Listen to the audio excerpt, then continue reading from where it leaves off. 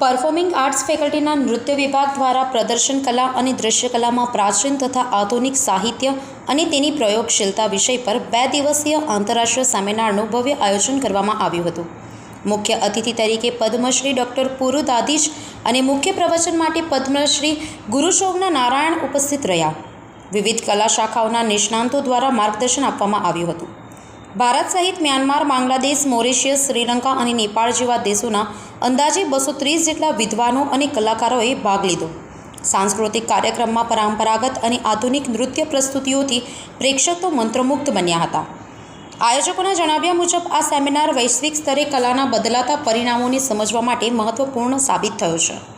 સંવાદદાતા સાથે અભિપ્રાય ન્યૂઝ, વડોદરા। આવા જ વધુ સમાચારો જોવા માટે સબસ્ક્રાઇબ કરો અમારી YouTube ચેનલને અને જોડાયેલા રહો Facebook, Instagram અને Twitter પર।